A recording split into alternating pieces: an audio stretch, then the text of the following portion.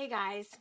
So I was just reading a report that was put out by Medscape that studied nursing satisfaction over the year of 2016. And what was very interesting to note was that 95% of people surveyed, when asked, do you love being a nurse? Are you glad that you became a nurse? 95% of them said yes. That's awesome. Most nurses that I talk to absolutely love being nurses, and that's not very much of a surprise. What was a surprise, however, was when they asked them, if you had to do it all over again, would you choose nursing? And apparently 1 in 5 nurses said, no, I would not choose nursing. And what was even more interesting was they asked those people that would not choose nursing what they would do differently.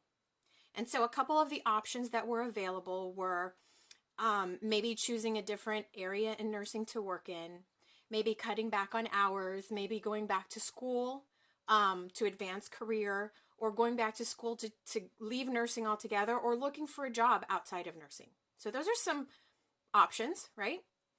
But what they found was that of those nurses that, would not do nursing again, they're not happy being a nurse, about 40% of them didn't have a plan.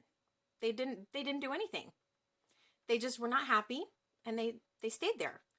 Or they didn't have a plan. They didn't know what to do, or I can't judge why they did that, but the point being is that the survey showed that they did not have a plan. And I was talking to a coach, a health coach that I'm helping her build her business, and we were just talking about how life happens. We just got off the phone, and she was talking about how she's working a full-time job, and she is the PTA president, and she's the room mother for both of her kids. And both of her kids are in Girl Scouts, and so therefore she needs to help them sell their cookies right now. And she's trying to build a health coaching business. And so she is just feeling overwhelmed with life. There's so many demands on her. I know nobody in this group can relate. Nobody in this group can relate to the idea of being overwhelmed and being pulled in 5 million directions, right? The reality is that life happens. Life never stops to make it possible for us to do what we want to do. We have to decide what we want to do, because otherwise we get stuck in the hamster wheel. I was thinking about those nurses that, they would not do nursing again, and yet they're going to continue doing it. They're going to continue doing something they don't enjoy, maybe. Why? And for how long? And then I thought about this coach that I'm working with, and I started understanding why that might happen. We get stuck in the hamster wheel. We're so busy that we think we're moving forward, but then we look back 5 years and we haven't gone anywhere. I was challenged this morning. I'm part of an accountability group. And I was challenged this morning to wake up 2 hours early, 2 hours earlier than I normally do, and start writing down what I want, where I want to be, what I want to do in the next 6 months, the next year. And I thought about it, and I was like, writing that down makes it real. And it kind of becomes a light at the end of the tunnel. When we're stuck in the hamster wheel, sometimes we don't see that light. And yet, by creating space in my day to write down what I want, where I want to be, it creates a light at the end of the tunnel that makes me follow it.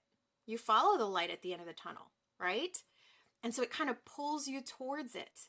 And so the more you think about what you want, the easier it is for you to move towards where you want to be. And so my challenge for you today, if you feel like you're stuck in a hamster wheel and you're so busy, is to make some time to remember what it is that you enjoy. What is it that you want?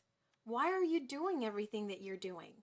The coach that I was working with, she's trying to build a business because she has 2 little girls, and she absolutely wants to have more time with them. She works a 60-hour job.